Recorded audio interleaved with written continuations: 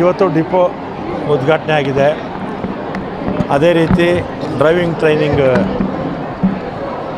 ಸಂಸ್ಥೆ, ಇಲ್ಲಿ ಮೆಕ್ಯಾನಿಕ್ಸ್ಗೆಲ್ಲ ಟ್ರೈನಿಂಗ್ ಕೊಡುವಂಥದ್ದು ಎರಡೂ ಕೂಡ ಇವತ್ತು ಉದ್ಘಾಟನೆ ಆಗಿದೆ. ನಮ್ಮ ಪಟಾಣ್ಣವರು, ಅದೇ ರೀತಿ ನಮ್ಮ ಅಧ್ಯಕ್ಷರಾದ ಕಾಗೆಯವರು, ನಮ್ಮ ಕುನ್ನೂರವರು ಮಾಜಿ ಶಾಸಕರು, ನಮ್ಮ MD ಅವರು ಮತ್ತು ಎಲ್ಲ ಅಧಿಕಾರಿ ವರ್ಗದವರೆಲ್ಲ ಕೂಡ ಇಲ್ಲಿ ಬಂದಿದ್ದಾರೆ. ಮತ್ತು ವಾಯುವ್ಯ ಕರ್ನಾಟಕಕ್ಕೆ ಮತ್ತೆ ಒಂದು 700 ಬಸ್ಸು ಕೊಟ್ಟಿದ್ದೀನಿ. ಈ 300 ಟೆಂಡರ್ ಕರೆದಿದ್ದಾರೆ.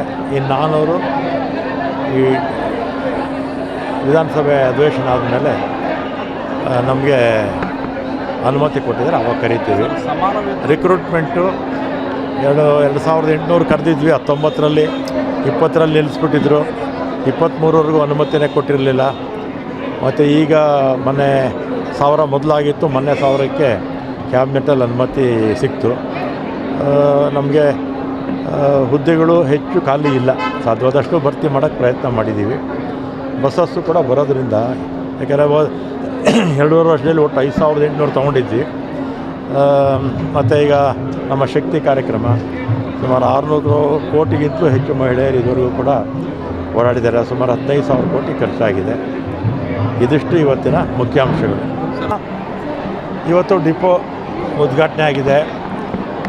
ಅದೇ ರೀತಿ ಡ್ರೈವಿಂಗ್ ಟ್ರೈನಿಂಗ್ ಸಂಸ್ಥೆ, ಇಲ್ಲಿ ಮೆಕ್ಯಾನಿಕ್ಸ್ಗೆಲ್ಲ ಟ್ರೈನಿಂಗ್ ಕೊಡುವಂಥದ್ದು ಎರಡೂ ಕೂಡ ಇವತ್ತು ಉದ್ಘಾಟನೆ ಆಗಿದೆ.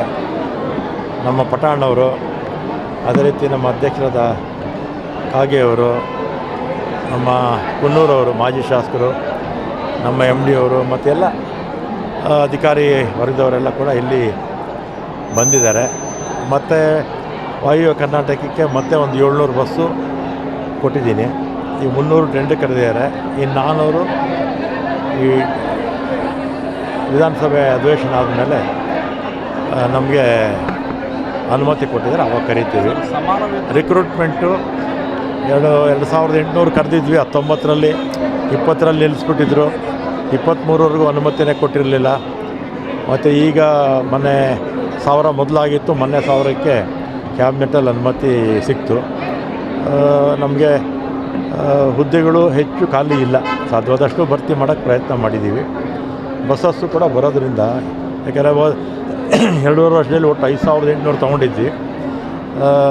ಮತ್ತು ಈಗ ನಮ್ಮ ಶಕ್ತಿ ಕಾರ್ಯಕ್ರಮ ಸುಮಾರು 600 ಕೋಟಿಗಿಂತಲೂ ಹೆಚ್ಚು ಮಹಿಳೆಯರು ಇದುವರೆಗೂ ಕೂಡ ಓಡಾಡಿದ್ದಾರೆ. ಸುಮಾರು 15,000 ಕೋಟಿ ಖರ್ಚಾಗಿದೆ.